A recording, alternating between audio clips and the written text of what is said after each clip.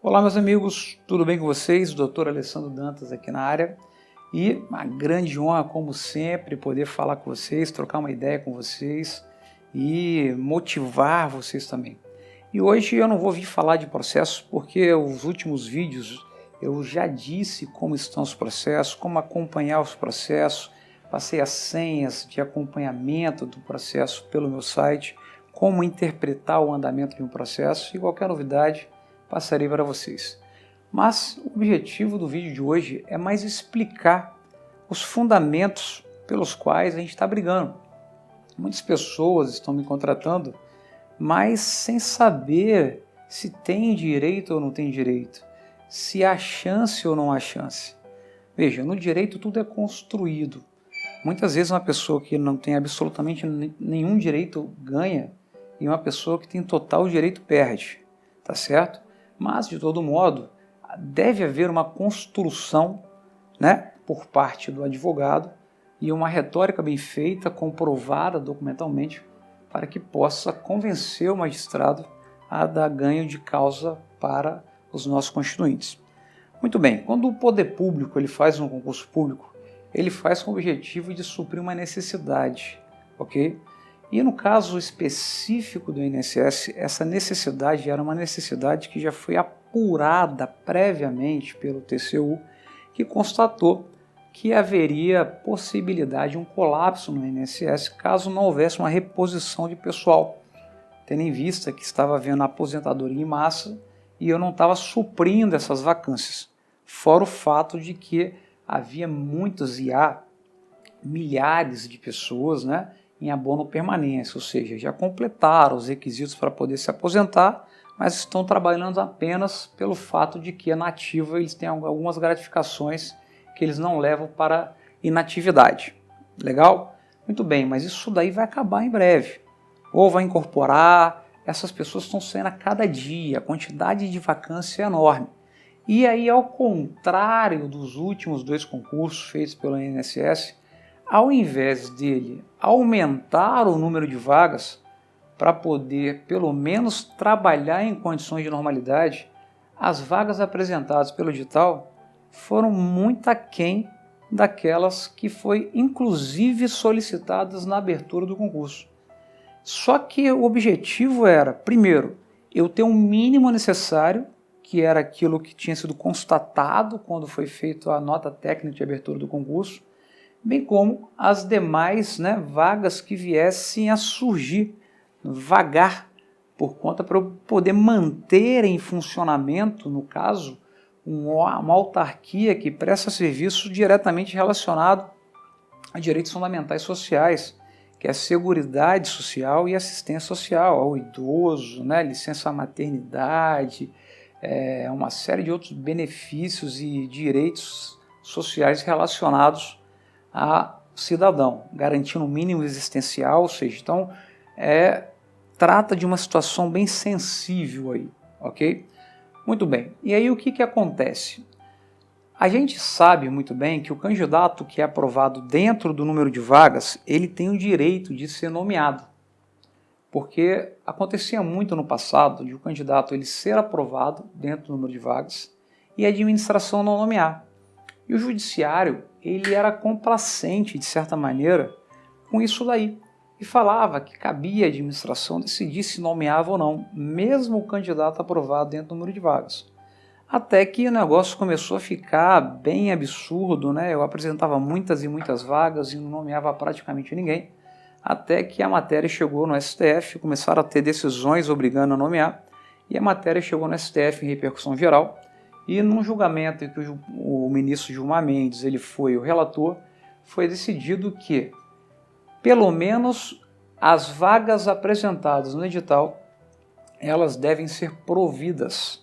Ou seja, eu tenho que nomear os candidatos aprovados dentro do número de vagas ofertadas no edital, que nunca é aquela correspondente, na verdade, a que existe. Na verdade, o quadro de pessoal é o quantitativo de cargos existentes. Aí eu tenho nesse quadro as pessoas que estão na atividade e na inatividade.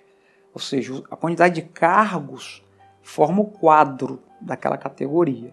eu sempre coloco uma quantidade menor, porque nem sempre eu preciso lotar o quadro funcional. Só que o problema é que o INSS está trabalhando com menos da metade do quadro, tá certo? E a situação está gravíssima. E sabendo já dessa decisão do STF, ao invés de ele chegar e colocar as vagas que iriam efetivamente resolver o problema do INSS, eles colocaram uma quantidade muito pequena. E o que é pior, eles não colocaram apenas, por exemplo, 800 vagas, cargos para técnico do Seguro Social e 150 para analista. Eles fizeram um concurso regionalizado, de modo que cada região, cada superintendência, cada gerência executiva, às vezes tinha 2, 3, 4 vagas. Então, na verdade, não foram 800 vagas disputadas por todos vocês. Existiu, na verdade, inúmeros concursos dentro daquele mesmo concurso. De modo que eles, sem pensar, e por conta de um decreto maldito, que é o decreto 6944 de 2009, esse decreto, como o concurso foi regionalizado, ele ceifou, uma grande quantidade de pessoas que deveriam ser aprovadas, porque o candidato aprovado em concurso público é o candidato que passa em todas as fases do concurso. Ou seja, se eu passei em todas as fases, se eu ultrapassei todas as cláusulas de barreira, então eu sou aprovado e nada pode chegar e restringir isso daí. Muito bem, o INSS, mesmo assim, ele se mantém omisso em relação a isso. E as vagas foram surgindo, e a pergunta é, o surgimento de vagas por si só confere o direito ao candidato aprovado no concurso público, no cadastro de reserva, a ser nomeado? Não, não confere. Mas isso é interessante porque antigamente o mero surgimento já dava ensejo, à contratação, ou seja, muitas pessoas obtiveram êxito pelo mero surgimento. Com a decisão que foi firmada pelo STF no outro julgamento de repercussão geral pelo Luiz Fux, entendeu-se que, na verdade, não é o mero surgimento que dá direito à nomeação. Além do surgimento de vagas, eu preciso demonstrar que tem que ter, obrigatoriamente, uma preterição arbitrária por parte da administração, caracterizada por um comportamento tácito ou expresso do poder público, capaz de demonstrar de forma inequívoca a necessidade de nomeação por parte do poder público. Veja, tudo isso nós temos. Preterição arbitrária. Preterição, muitas pessoas acham que é a questão de quebra de ordem de classificação. Essa é apenas um dos conceitos.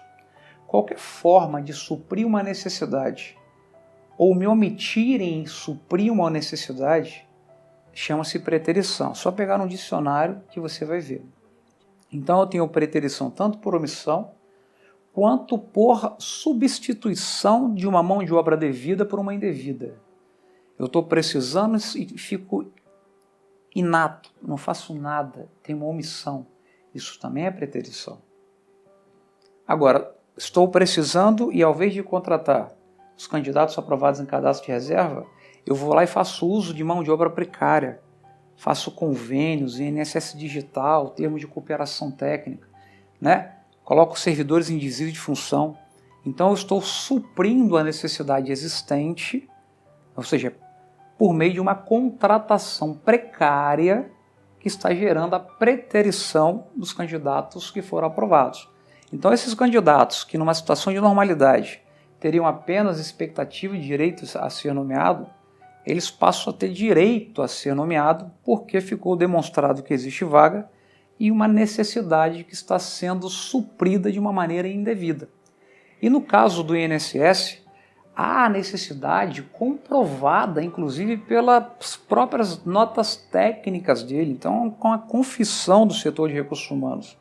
Então uma confissão expressa e tacitamente também, a gente vê os dados alarmantes para você poder agendar um atendimento no APS, tempo que demora para obter o deferimento de um benefício, quase todas as APS trabalhando quantitativo inferior ao mínimo necessário determinado por legislação deles mesmos.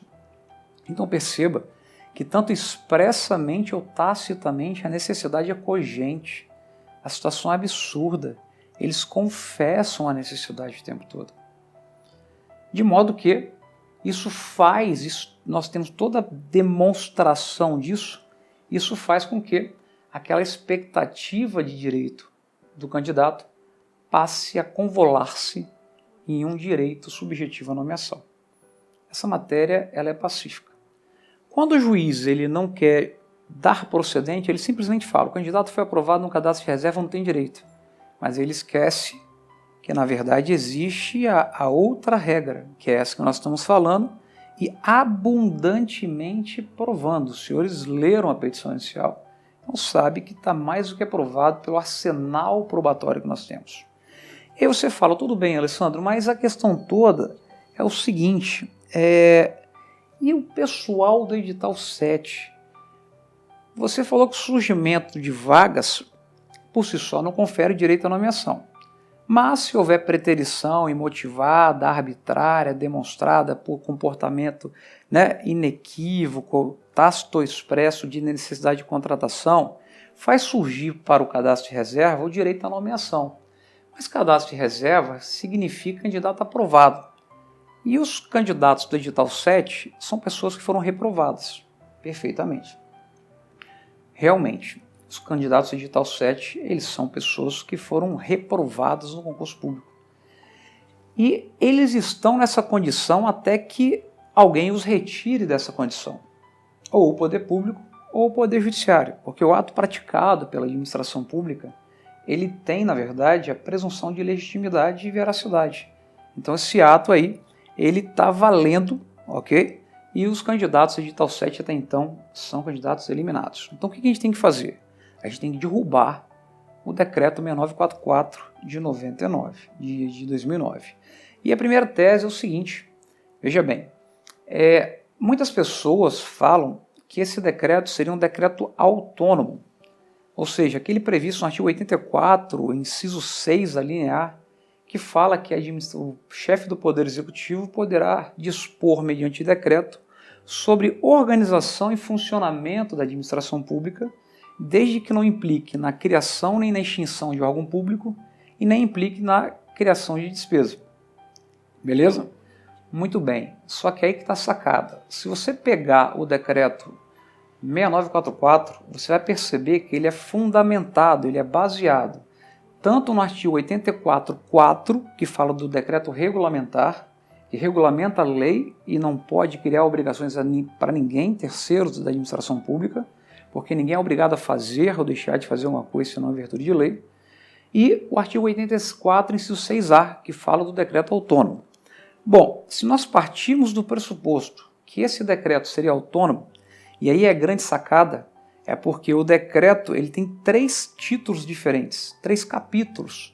Os capítulos 1 e 3, eles realmente tratam de organização e funcionamento, parte interna da administração pública. E efetivamente, neste ponto, a matéria de reserva administrativa. Não teria problema. Mas o tópico que trata de concurso público, aquilo não é organização e funcionamento, amigo. Sabe por causa de quê? Porque aquilo ali se projeta para fora da administração pública e não dispõe da organização e funcionamento, mas sim de regras para que uma pessoa externa à administração possa acessar um cargo na administração. Então eu crio obstáculos a terceiros para que possa ingressar no serviço público.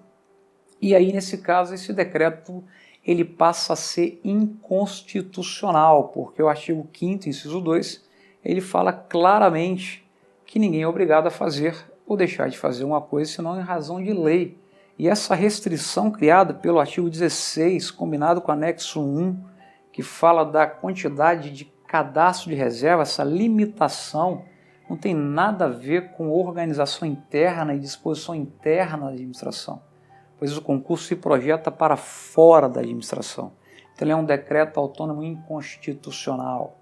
Mesmo se eu entendesse que ele fosse constitucional sob esse aspecto, ele seria inconstitucional sobre outro aspecto, porque diz o artigo 37.2 da Constituição Federal que os requisitos de acesso ao cargo público eles serão previstos em lei, as formas, as maneiras, então psicotécnico tem que estar previsto em lei, investigação social tem que estar previsto em lei, então vários critérios para que eu possa assumir um cargo público tem que estar previsto em lei, em matéria de reserva legal, então o decreto autônomo não poderia dispor sobre isso também. E só entender que aquela parte ali é um decreto regulamentar, veja, não tem nenhuma lei a ser regulamentada e o regulamento ele não pode criar obrigações para terceiros. Ficaria impedido pelo artigo 5º, inciso 2 da Constituição Federal, que diz que ninguém é obrigado a fazer ou deixar de fazer alguma coisa sem uma virtude de lei. Então veja bem que essa tese que eu criei, uma tese que eu já até publiquei em forma de artigo e vai sair no meu próximo livro, é uma tese que eu criei especialmente para vocês. É claro, vocês estão vendo o vídeo, estão entendendo, mas não é fácil colocar no papel e saber administrar isso. É porque eu advogo nisso há muitos anos, eu trabalho com isso há muitos anos, eu escrevo sobre direito há muitos anos, né, eu faço doutrina, é diferente.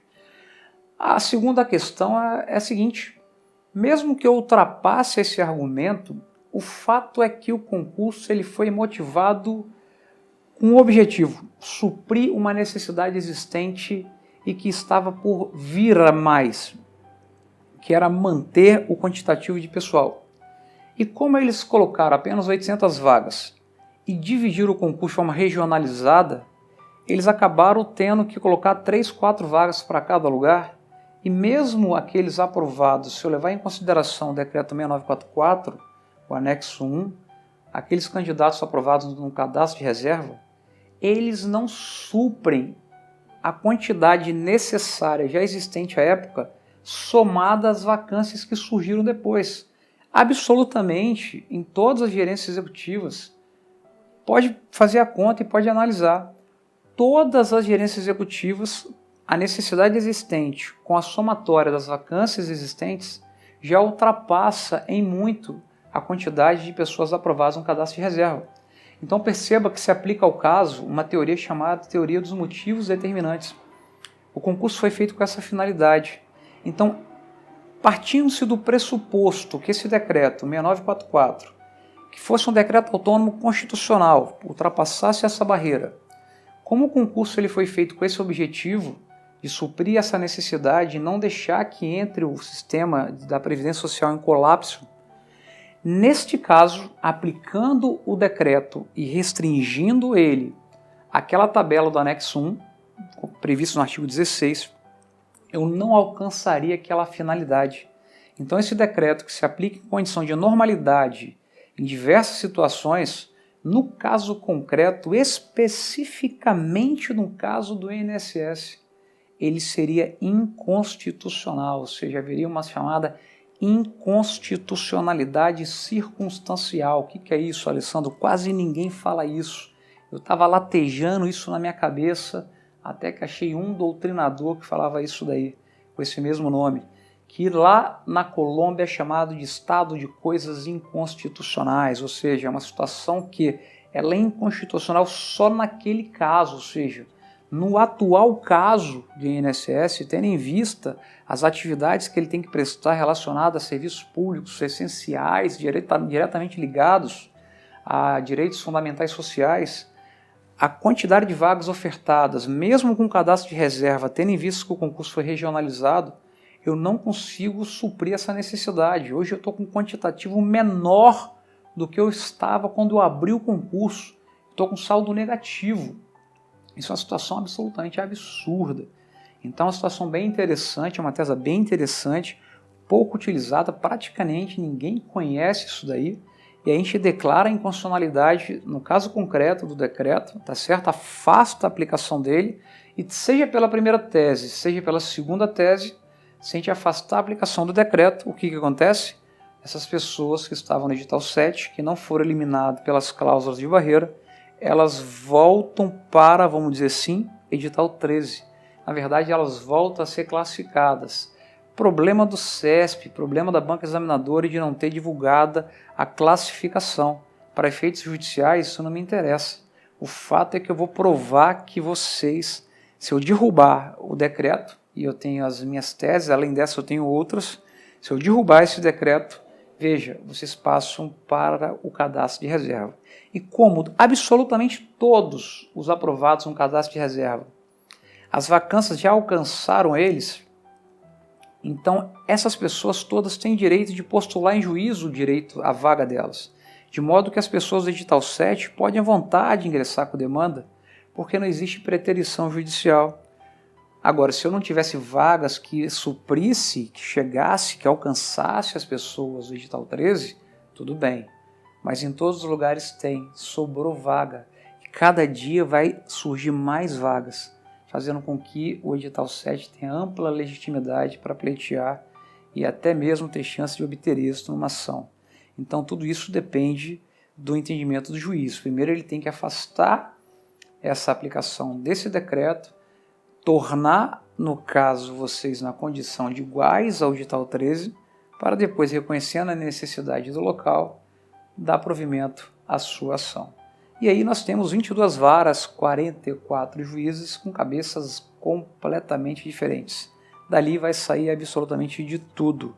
Decisões favoráveis, contras, decisões completamente distintas. O direito não é matemático, o direito é retórica, é fundamentação, é argumentação. Mas a nossa está absolutamente muito bem consistente.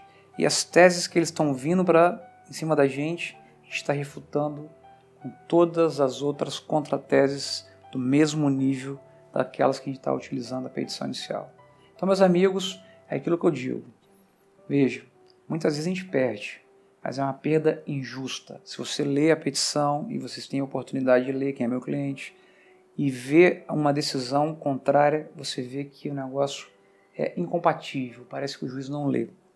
Agora, quando a gente ganha, você vê que ele leu, que ele viu que está aprovado, ele cita a documentação. É um prazer, é um orgasmo, vamos dizer assim, tão maravilhoso que é. E o caso que eu cito, que eu falei para vocês que eu ganhei, foi o caso do CNJ, concurso do Tribunal de Justiça do Piauí, previa 24 vagas e o tribunal restringiu o cadastro de reserva a 72, que seria equivalente ao decreto 6944, que restringiu o cadastro de reserva àquela tabela. E eu falei o seguinte, não. Veja, todos que passaram por todas as cláusulas de barreira, porque cláusulas de barreira são cláusulas que existem no concurso que impedem o avanço do candidato de uma fase para outra, e não no final do concurso passar o facão e cortar a cabeça da metade. Se você passou em todas as fases, você está aprovado, até porque a aprovação serve como título para fins de concurso público. Então eu provei, briguei nesse CNJ e consegui. Inicialmente tinha perdido monocraticamente, mas eu fiz um recurso detalhado e convenci o próprio desembargador que foi contra mim, ministro, na verdade, do TST, reconsiderou e no pleno eu ganhei de maioria e foi afastado a aplicação dessa regra, que era, se não me engano, o item 1.2 do edital, se não me engano, que restringiu o cadastro de reserva. Foi afastada essa regra, que só aprovava 72, e aí aqueles 177 candidatos que tinham sido aprovados, e no caso 105 que tinham sido eliminados por conta da regra editalícia, que seria o equivalente ao edital 7, eles foram ressuscitados, estão de volta no cadastro de reserva, tendo a chance, é claro, de poder ser nomeado a juiz. Se vai ser ou não, é uma questão de tempo, é uma questão de necessidade e discricionalidade do poder público. Agora, é claro que eu não sei, mas eu acredito que o Tribunal do Piauí não esteja passando por uma crise tão grave como está passando o INSS em âmbito nacional.